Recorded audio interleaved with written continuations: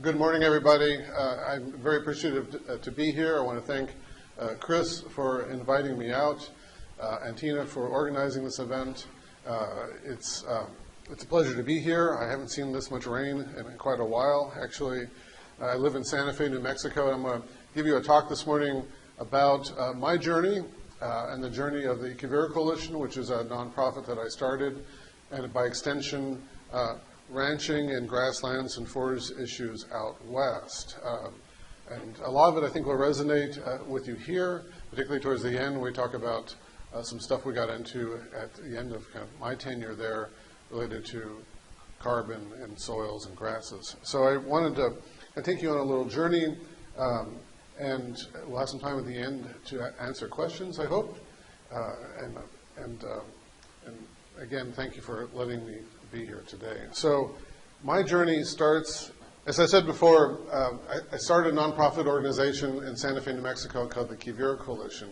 And my background, as he mentioned, is in the environmental side of things. In fact, I like to tell folks that I am a former Sierra Club activist who became a dues-paying member of the New Mexico Cattle Growers Association, which I think sort of annoyed both organizations, but it gives you a sense of the kind of journey that we went on to try principally to bring these two groups together, the conservation community and the ranching community out west, that had a very long, very fractious history with each other, lots of confrontation, a lot of lawsuits and things like that. And again, I came out of the Sierra Club. I got involved in the mid-90s, worried about some things happening nationally, politically in Washington. So I joined up, called up the Sierra Club, said, what can I do?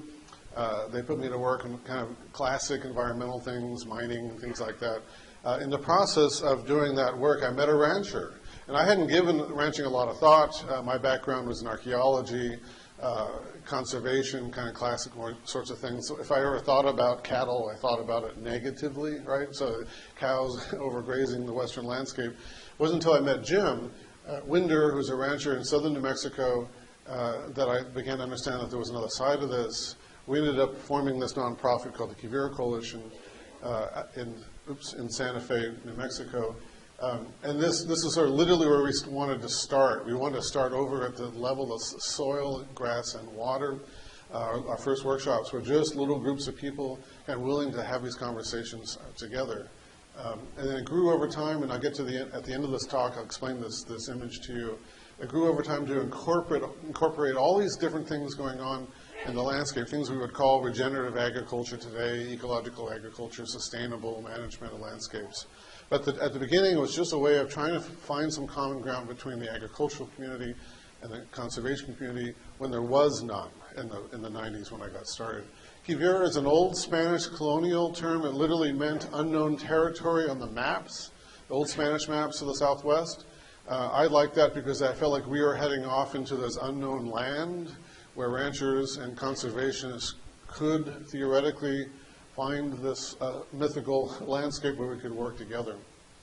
In 1997, when we got started, I don't know how many folks here are from the West, which is 50% public lands, that there was an intense fight between public lands ranchers and environmentalists over a lot of issues, particularly endangered species, and in New Mexico, it was largely around the reintroduction of the Mexican wolf. So if you open your newspaper at the time, all you got was fight, fight, fight, fight.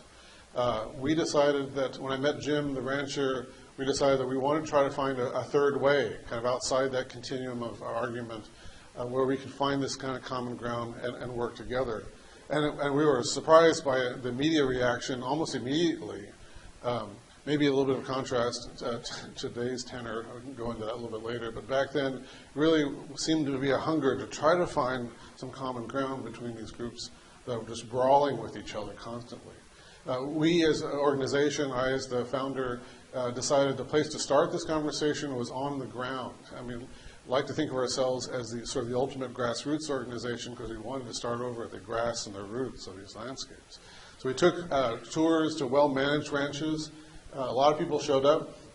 A lot of people from cities showed up. A lot of conservationists, turns out, were actually pretty hungry for this this opportunity to make peace with the agricultural community in New Mexico. And we had some very heavily attended events. We started an annual conference ourselves in 2002. In Albuquerque, it still goes to this day. It draws 500 people, really a cross-section of ranchers and conservationists, scientists, and land managers. And those were the kind of the four legs of the QUIVIRA stool. We weren't just singing Kumbaya. We are trying to promote some sustainable ranching practices, new to many folks at the time, even within the agricultural community. Herding, for example, this is an example of a Forest Service allotment in Colorado where the 8 different permittees put all their cows together in one unit and move them around the landscape, using electric fencing, electric tape to keep them out of sensitive areas and avoid conflict. Then I got to meet a lot of ranchers over the next 4, 5, 6 years, doing the kind of rotational, short duration style ranching. This is a Montana ranch where they use electric wire. Now, some of this will be familiar to many of you in the room, but I want to give a sense of this journey that I was on. This was new to me, again, as a conservationist, the idea of controlling the timing, intensity, and frequency of cattle impacts on the land. So Jim Winder was the rancher I met. He had joined the Sierra Club to really find out what the other side, the enemy, was up to. Jim was a very interesting guy. He has a very dry sense of humor. He liked to talk about this endangered species in the West called the legless cow. We had grass in this picture because a lot of the West has been poorly managed. Jim took a lot of heat for coming out and working with the environmental community. But this was basically what we were talking about. And Jim was the first person I'd really heard explain this well, and not as an environmentalist, but as a rancher, that the same biological processes that make land function well as a watershed are the same processes that make it productive for livestock. And he was talking about land health, fundamental land stuff. And this was new to me, and I sort of jumped right on it. Jim knew more about the environment than any environmentalist I knew, and that included me. And on a tour in 1996 of his ranch really opened my eyes. This, of course, is not new in a sense. Aldo Leopold had been talking about land health since the 20s. When he was actually worked for the Forest Service in New Mexico, he drove around and looked at a lot of these terribly degraded landscapes and was the first person to really connect the dots between poor cattle management and land erosion. He eventually came up with this idea of land health, which is the idea of land can be self-renewing if you get those biological processes to work properly. And then for conservationists, conservation is our effort to preserve this capacity. And he famously said, it doesn't matter what it is that's causing that land to degrade, whether it's recreation or livestock, the issue is you've got to stop the degradation itself, to curtail the activity no matter what it is. This was, these are images I like to show to folks who don't know much about kind of the environmental livestock issues, that there is a way to do it right, a way to do it wrong. And then those images at the bottom are an example of what happens when you do it wrong. When you take off that grass cover. And out west, where we don't have a lot of rain, but it comes in big bunches, and if you strip off the grass cover, erosion happens very quickly. So this was a map that really kind of opened my eyes in 2000. This is a 600,000 acre watershed south of Tucson. The ranchers there, the landowners, most of it's private land, commissioned it to deal with some encroachment issues from subdivisions. This is a land health map. This is just a map that looks at 3 variables, soil, grass, and water, and how they intersect, and this comes out of the science community. Red is where those variables intersect, and land is in poor condition, poor land health. Green is it's in good condition. This is a red section on that map. Looks rather poor health condition. This is a private lands ranch, overgrazed. The cows have been taken off here recently, and for good reason it shows up as red on that map. That's the upper red part. The lower down red part there is also in poor condition. This is what it looks like for same kinds of ecological issues, poor functioning water cycles and things like that. But this was a national wildlife refuge. This hadn't been grazed by cattle in 20 years. And when I first started showing this, environmentalists would get very upset at that because they assumed when you take the cattle off that it automatically returned to health. And in fact, in this sense, it was not. I was not trying to pick a fight with the community. I was trying to tell them that out of the science community, we now have these indicators of how to measure and quantify land health. And then once you do that, you begin to ask questions about the function of the landscape. If it's not functioning properly, the value that we put on those landscapes is going to degrade. It was still a hard message for the environmental community to get. They just assumed if it had cows, it was in bad condition. So I would like to show this slide to audiences, particularly environmental audiences, and ask, okay, let's ask not where the cows were in this picture, it's a fence line contrast, but which side is healthier? Let's just ask that question about function. Which side is more functioning properly, which side is not? So it looks like it's on the right side, right? You've got the grass, water cycling, things are going. We'll now ask where the cattle were. Any guesses where the cattle were? On the right side, yes. So this is a trap. The cows were in there for about 3 days, and off they went. Rains came, the soil got disturbed, and the grass grew. That's not the story you get from the environmental community when you look at these landscapes. Traditionally, it's not the story that I was raised on, where that the left side was where the cows were. Another example from Texas, same question, which side is not where the cows were, which side is healthier? When you start asking those questions, what side is functioning properly, what side is not? Any guesses? Looks like the left side here is probably in better ecological condition. So what's happening to this land? Any guesses?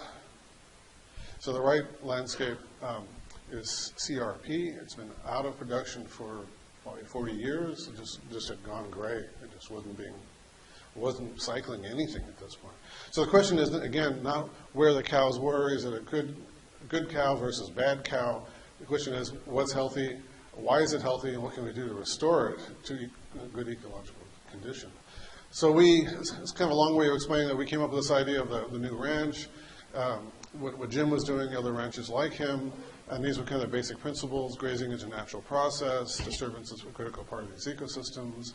And for me as an environmentalist, this was important because I've been told constantly about fire in these landscapes. You know, the Forest Service used to put out every fire by 10 o'clock. They had this policy.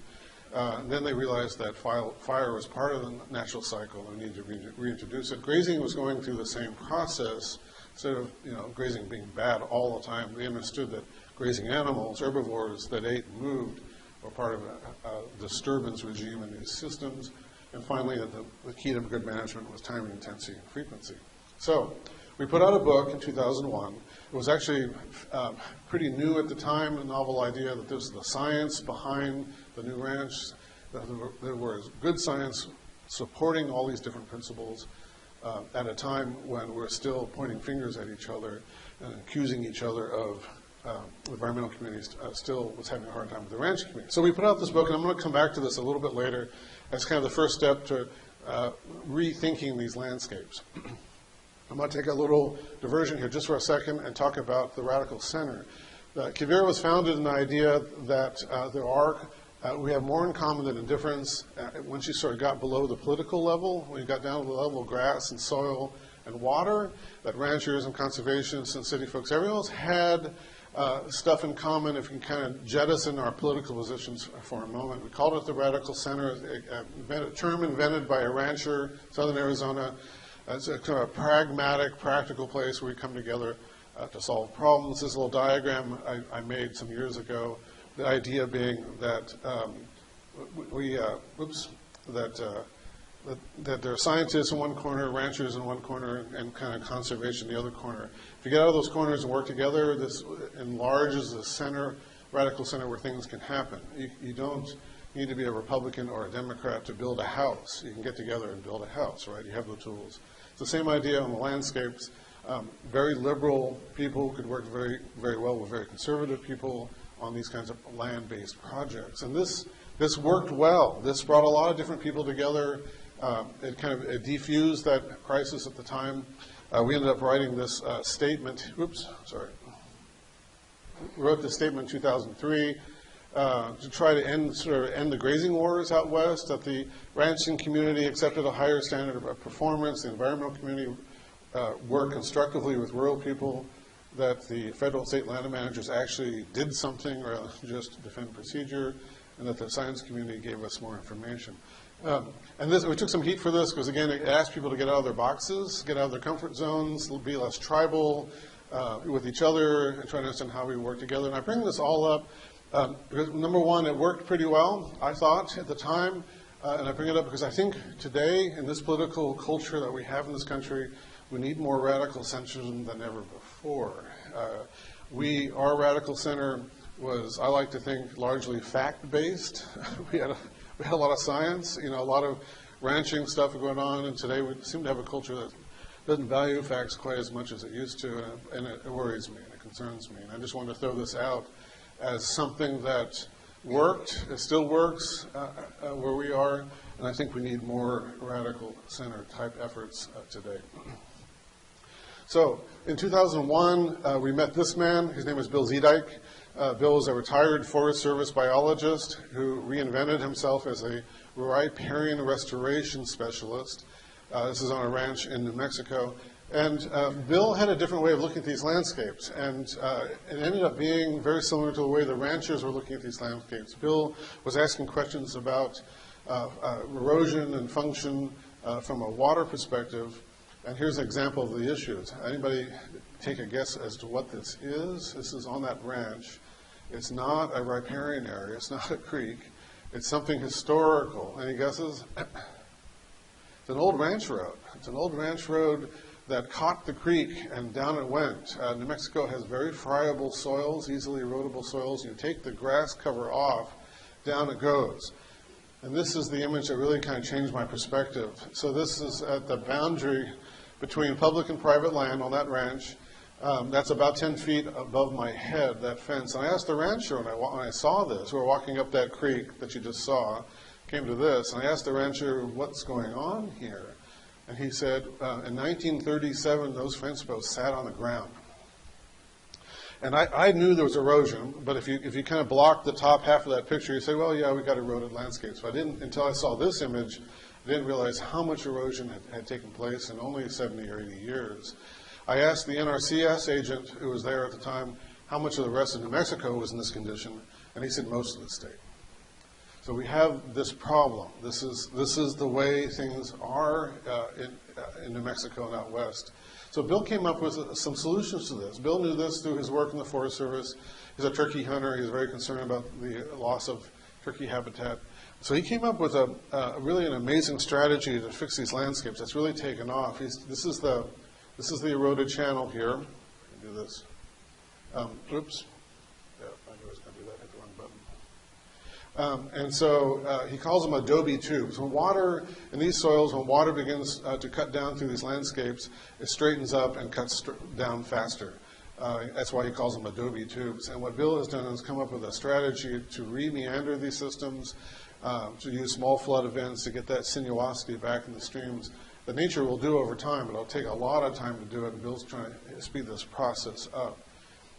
This is an example of one structure. He uses sticks and rocks to do this. Primarily, there's my children who are now 18 years old.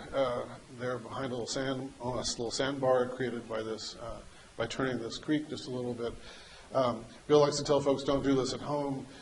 There's math, there's geomorphology, and there's all kinds of things that go into it. But it's a very fundamentally simple process using material from the ranch. And here's a good example of how it works.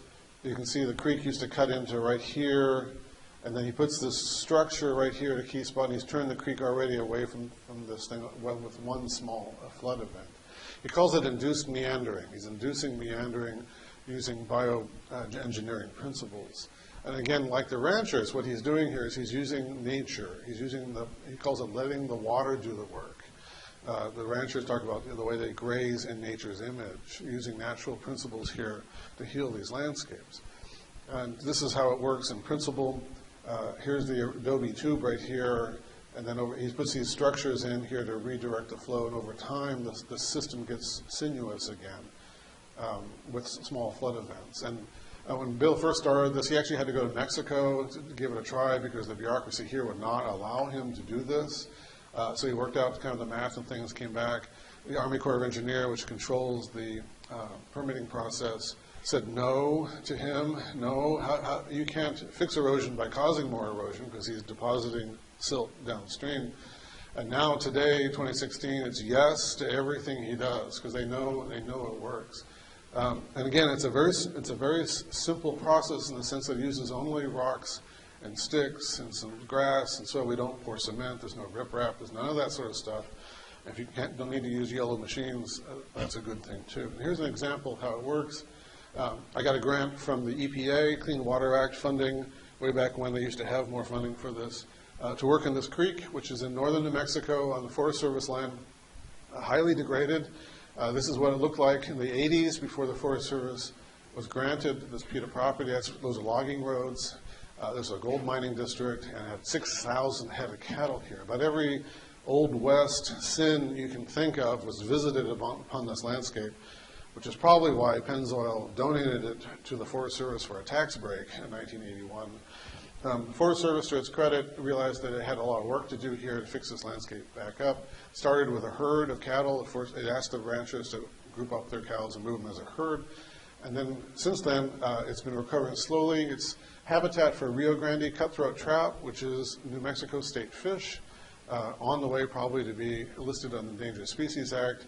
I got a call from a fishing group that said, please, let's help us do this. We don't want to go to courts. We don't want to do this through the litigation process. Let's do a radical center project. Let's work together up there to get this system and help. So I immediately called Bill, who knew the area, and we went to work. And we're still there 16 years later, and the system is really recovering well. And what we did was we started these little structures that Bill puts in these creeks. Right here, you can see these little structures here that turns the creek away from the bank here. These are just a few hours worth of work. Again, he says you got to put them in the right spot. You got to kind of know your morphology and the creeks and things. You can't just go do this. And then here's an example of the system, how it heals. So here's an overlong meander that's biting into this, which is bad for the fish, as you can imagine. And by putting a structure right here, those 6 logs and some rocks, he creates a pillow, and the creek turns all by itself. 6 hours of volunteer labor, some materials from the ranch itself. The EPA liked this because it didn't cost hardly anything. And then you got this response 3 years later. Again, letting the water do the work here. So Bill's come up with a whole suite of techniques to work in these systems. His most famous would be these little one rock dams. And these you can do at home. You can go in the backyard and put these 1 rock high, no higher than 1 rock. And Bill will tell you, anything you do in these landscapes, do not build a check dam. The creeks don't want to be lakes. They want to be creeks, and they will be creeks again, even if you put a little dam across it. This is not a dam. It's an unfortunate use of the word dam. These are just 1 rock high. He's just slowing water down. That's all he wants to do in these landscapes. Roads. Out west, when I grew up as an environmentalist, everybody was fighting about these charismatic species, the wolf, things like that. What roads do to landscapes environmentally are unbelievably bad if they're not designed well. Culverts, if you're a fish, this is the creek. If you're a Rio Grande cutthroat trout, there's that plume coming out of this. What roads do to these landscapes are truly tremendously damaging. And Bill recognized this, and he started a whole process of redesigning these landscapes. It's not sexy. We didn't get any headlines, we didn't get any newspapers, but man, is it effective when you start working on these roads. And here's an example when we fixed this system. You can see how the grass came back. And what culverts do to landscapes, particularly out west. So Bill wrote a book about this, and he tells a story about a friend of his who was a rancher, had a big wet meadow and on one side of his house, and his daughter wanted to live on the other side of the meadow, so he realized if he'd built a dam right across the meadow, he would have killed the wet meadow. So he built a road around it instead and cut it off, and it still died because he cut off all the little micro watersheds from it. He didn't realize. So Bill came up with a way of dipping the roads in the right places. Again, it's a way of kind of thinking like nature, thinking like a creek, thinking like a cow, how you look at these landscapes. So here's a for instance. This is up near that creek project in northern New Mexico. This is a wet meadow. And thinking about land health now, thinking about those colors, green and red, land function, what color would this be, do you think, on a map? This would probably be red, right? This is not in good condition. Why? Because it's got that erosion right through the middle of it there. And when you do that, you drop the water table down to the bottom, so it's bad for anything that wants that grass. Here's what the Forest Service did. It knew it had a problem, so it went in there and built what? A check dam, right? So there's a check dam to stop that erosion. That's a 6-foot drop. What do you think is going to happen here over time? it's going to blow out unless you maintain it, unless you constantly maintain the system. All that sediment that's behind that check dam, this sediment will, when this blows out, undermines, when water comes over it, undermine, all this will move. And Bill will tell you that it would be better if you'd done nothing here at all, because eventually all that material will move and it will scour out everything below it. Don't build a dam. Creeks don't want to be lakes, they want to be creeks. So what do? Here's an example. That's Bill working downstream from that site. Here's a wet meadow. Here's a head cut, and head cuts happen for a lot of different reasons, but they migrate and they kill these meadows over time. So what he did here is he's put some filter fabric that dissolves over time, and he puts down his one rock dam no higher than one level of rock. And over time, this will freeze it, stop it, grass will grow, it'll be permanently in place, and all that stuff will be submerged by grass and other things over time. So you're not damming it, you're slowing the water down. He's got now a whole bunch of different types of these structures, lots of different ways to deal with head cuts and systems. We have some tremendous, I don't know about Virginia, but we have huge head cuts out west that are really tearing these landscapes apart. And only thing people could do was build these check dams across them. Now we know, thanks to Bill, how to do this differently. Here's an example of that creek now healing. Here is a vein structure here that's trying to creek away. Put in these little exclosures, keep elk out. Elk were the issue, not cattle up there. They were eating down all the willows and everything that grew, we found out. And there was a mile square elk exclosure that the Forest Service had built in the early 90s to keep the elk out. I've never seen so much elk poop in my life inside the exclosure.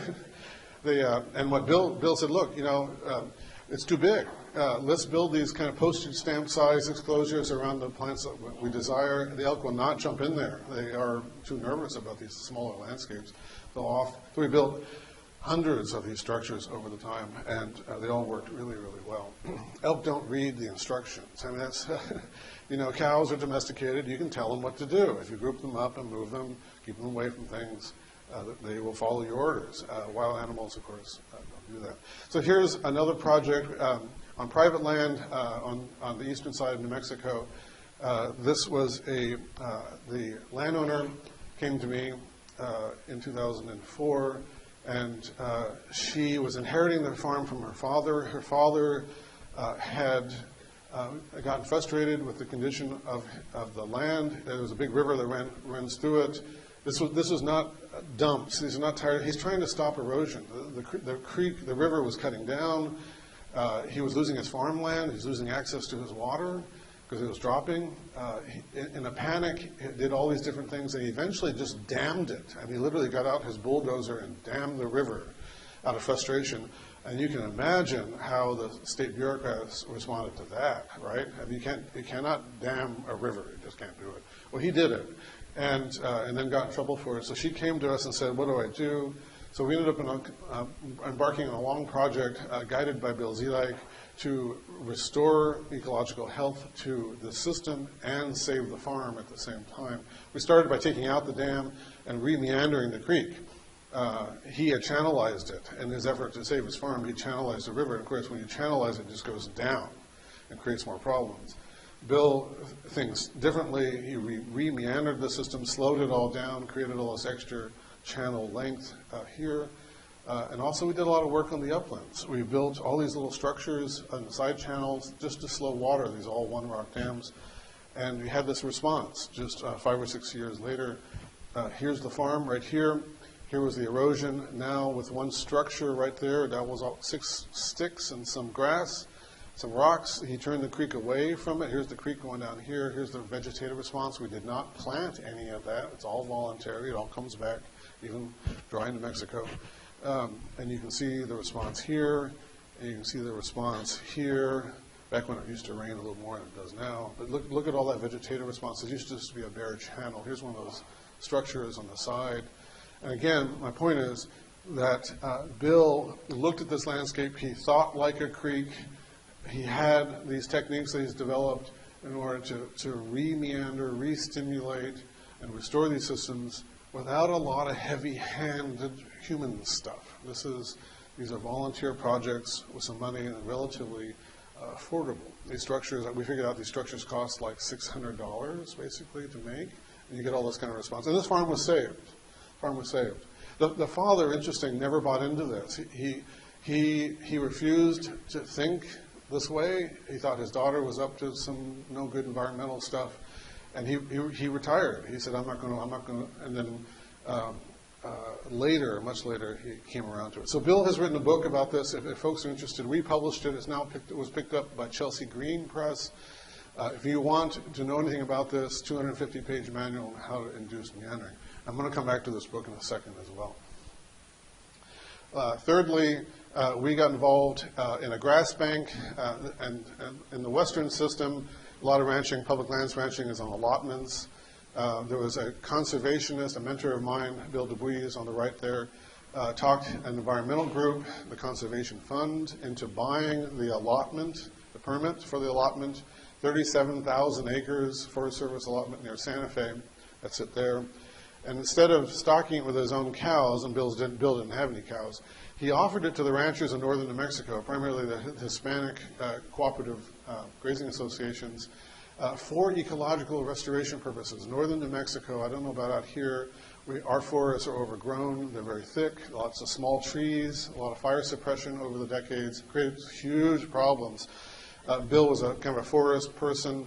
He saw this as a way of getting fire back on the landscape without conflict with the local communities, radical centrist approach. And so the grass bank became key because the cows would come off the home allotments onto the grass bank for 4 to 5 years while the home allotment would be restored by the Forest Service, at least in theory.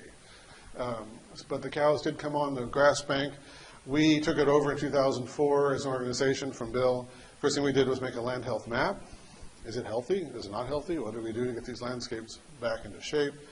In this case, the red areas and orange areas are tree encroachment. We've lost a lot of our meadows out west to tree encroachment for a lot of different reasons.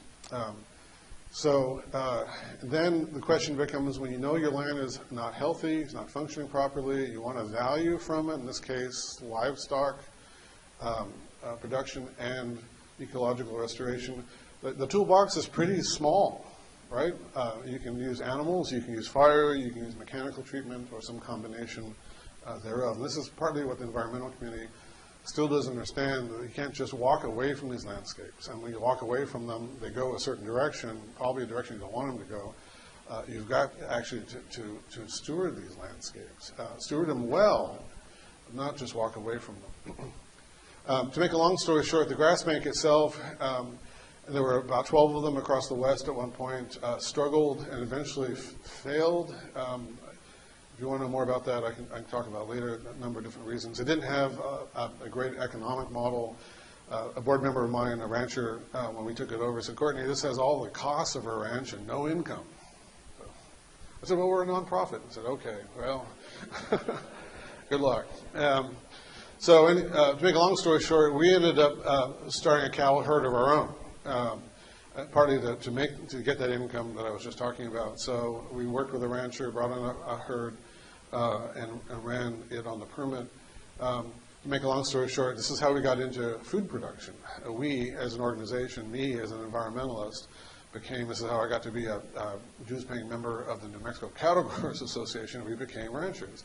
And in the process of that, we ended up producing grass-fed beef to Santa Fe, direct marketing our cattle, which was a leap off a cliff for us in a lot of ways. This is back when all that Michael Pollan and Barbara Kingsolver and all that sort of stuff was going on. The market rose dramatically. It was 50% more profitable to us per pound, and we did it. And we did it successfully. And I actually got to go to the Slow Food Gathering in Italy as a producer of grass-fed beef. And I thought, wow, I'm a city boy from Phoenix. There I am producing grass-fed beef. So it was a very interesting experience for us. I began to learn a lot more about the food side of this rather than just the stewardship side. In particular, how food is the glue that holds a lot of this together. We think a lot about production. We think a lot about stewardship. On the consumer side, the city side, it's food. They want to know where the food's from. They want to know how the animals are treated. Is the land in good shape? And we were able to connect those dots in a very interesting way on a small scale. We didn't have a big herd. But the response was tremendous. I mean, that people really wanted to connect those dots themselves.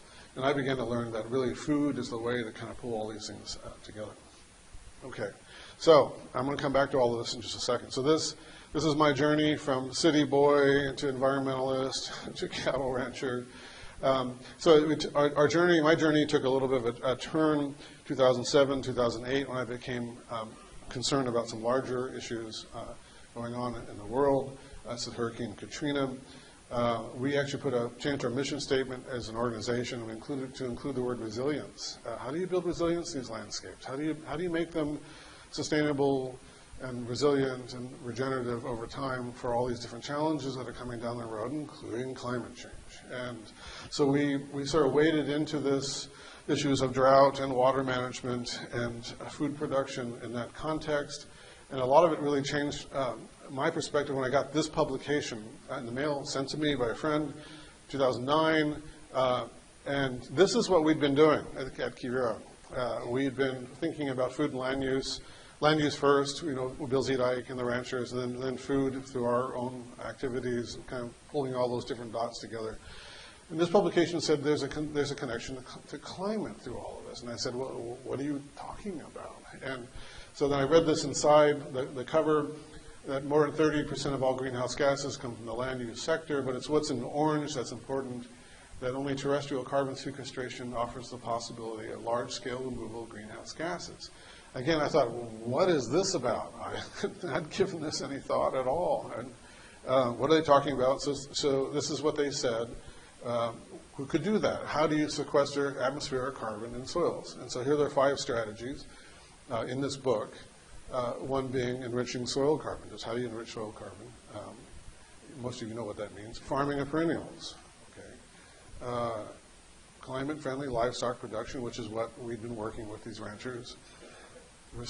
Protecting natural areas, and a lot of our work has been involved in trying to keep ranchers in business so they'd stay on the land and not sell their land to subdividers. The subdividing crisis in the late 90s, up to the recession, was huge out west. All those subdivisions were happening on former ag land. And then finally, restoring degraded watersheds and rangelands. I looked at this list and I thought, holy smokes, this is the QUIVIRA Coalition. This is what we've been doing for 15 years. Restoring watersheds, protecting natural areas, promoting livestock-friendly production, farming of perennials. You can talk about perennial grass systems, cool and warm season things.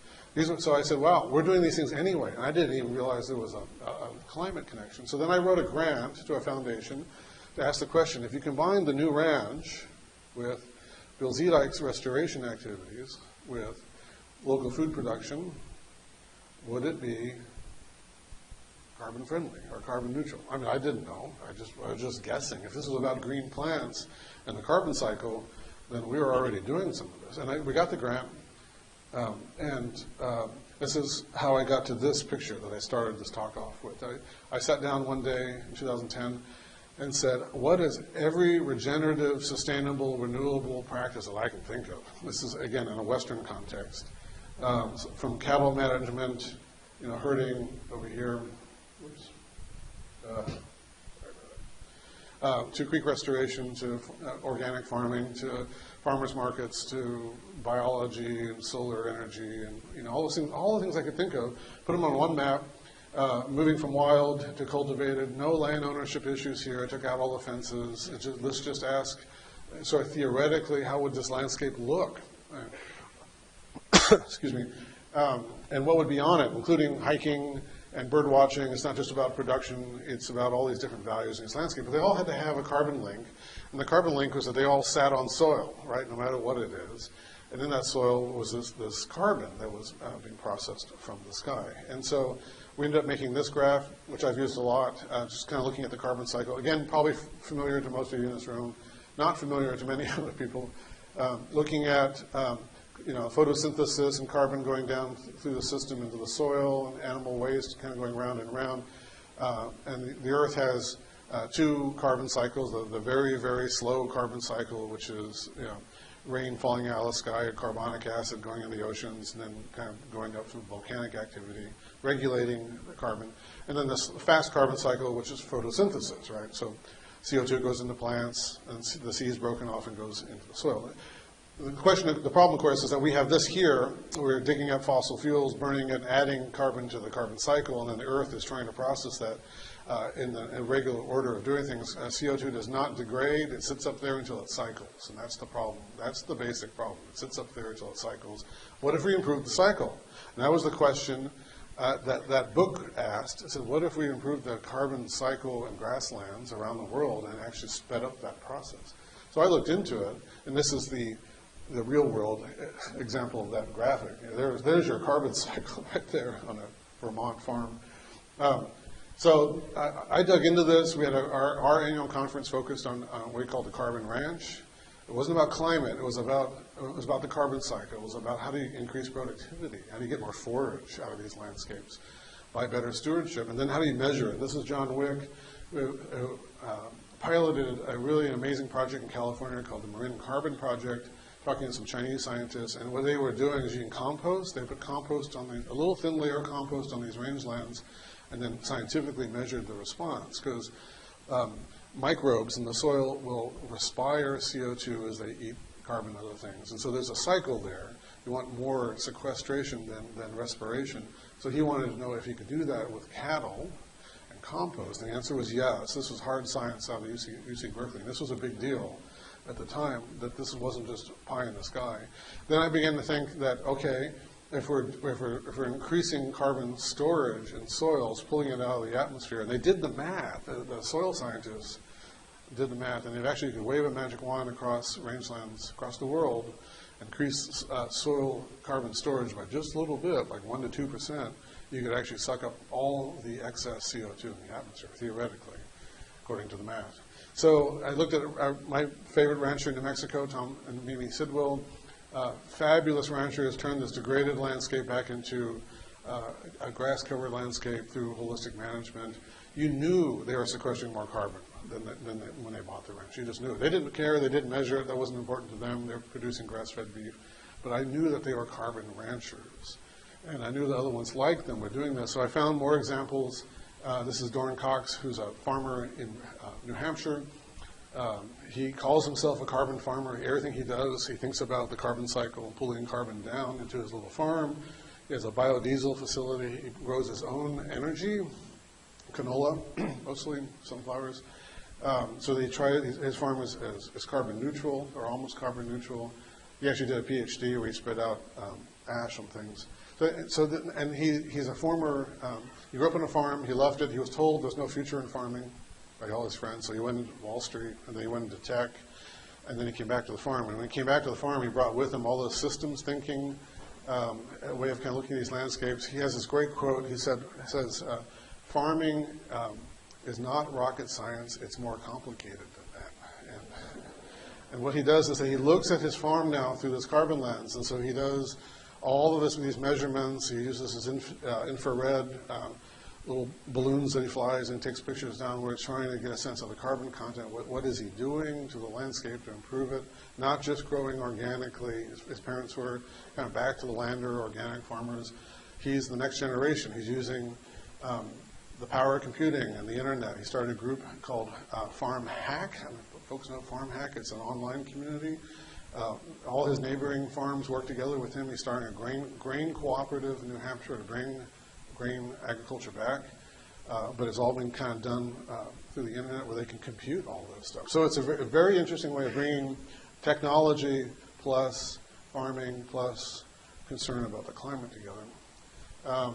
Pasture cropping, I don't know if folks know much about pasture cropping. This is a technique developed in Australia. This is Colin Seiss, who's one of the early pioneers. He no-till drills a crop, in this case oats, into his perennial pasture. So he does it in the winter. It's all to do with C3s and C4s. And then he grows two crops. So he grows an annual crop that he harvests, and then he's got the pasture for his animals. And it's a way of vertically stacking enterprises on one landscape. For him, it's great economics. He's a sheep farmer. And he gets that oat crop that he feeds the sheep. But more importantly, they've done all this work on his carbon and his soil. Oh my God, it's just gone straight up through the roof. His brother farms conventionally right next door.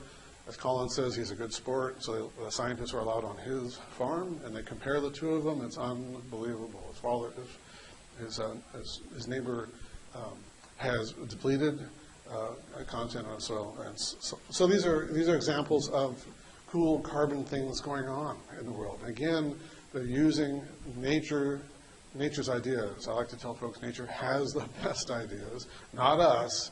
Nature has the best ideas. And I put all these stories together in this book, which started again with that idea that there's a radical center between all of us so we can work together for common goals. And in this case, not just stewardship, not just food, not just restoration, but the larger climate issues as well can actually be addressed through regenerative agriculture. We tend to go to big solutions to big problems. What I found is there are small solutions that are effective solutions, practical solutions. We don't have to invent anything. If you go back 25 years when I got started, the toolbox for making these changes was very small. Just a few people doing kind of some wild things. Today, if you look at that toolbox, it's really expanded a lot. In fact, when I was writing the book, I found all these different stories I could not include in the book. I ended up writing about them in a different publication. But just kind of the explosion of innovation and cool kind of new thinking driven a lot by the next generation. Very concerned about these issues on a lot of levels. So animal power, this kind of idea that we don't need to do everything with fossil fuels. Biochar, just kind of all the interesting issues around biochar, which is a very intense, kind of super charcoal. It's a great way of taking carbon and really locking it up. Cooperatives, just again for most folks, most consumers out there that don't know anything about cooperatives, even though that has exploded a lot. Growing topsoil, yeoman's plowing, keyline plowing, which has really taken off in the Southwest as a way of opening up these degraded, compacted landscapes. There's a rancher down in Texas that puts all these things together, but he's keyline plowed 7,000, 8,000, 9,000 acres of land down there, and they just exploded in growth as a consequence. Fiber sheds, this is just it's a project in California where they're trying to grow all the wool for their clothing. Rebecca, who runs it, says, we worry about water sheds and food sheds and all these other sheds. No one ever thinks about where our clothes come from. In fact, our clothes come from a very destructive system globally. So she started this project to make clothes locally out of local wool from local ranchers, local artisans. It's just taken off. A farm in Northern California where he farms year-round. He says, why do we stop farming in the winter? I don't understand. So he farms 365 days a year. He's built the carbon up in his soil dramatically as a consequence. And this is the ranch in Texas that kind of puts it all together. Actually, very interesting, I didn't know this, he uses drones. He flies drones over his ranch. And he gave a talk at our conference 2 years ago where he showed his video from his drone. And it really was kind of a little bit of an epiphany for me, because what he said, look, Courtney, we stand around our trucks and we look out on the landscape and we see what we see from the hood of our truck. So he took his drone and he put it on his truck and he flew it up and then over, a completely different perspective on the ranch. Where we looked like there was a lot of grass, he went out, looked down, there was lots of bare soil. And so he flies his drone around, takes all these different images. It's a completely different way of kind of looking at these landscapes.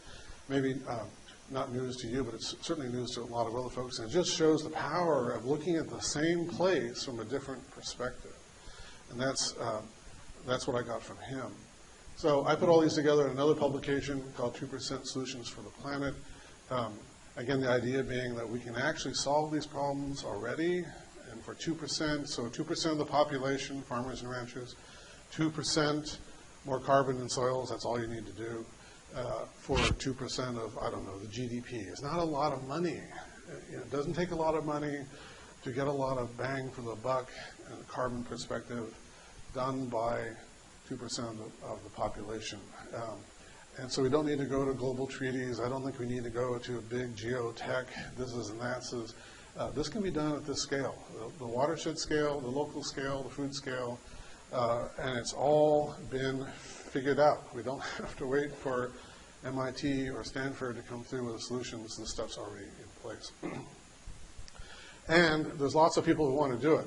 We started an apprenticeship program at QUIVIRA, the idea being that we knew a lot of older farmers and ranchers who really wanted to pass along their knowledge, and then also a younger crowd that wanted to learn. The first time we opened the doors for this, we had 100 applicants for one apprenticeship, mostly young people from the cities actually wanted to get into this. This program was taken off.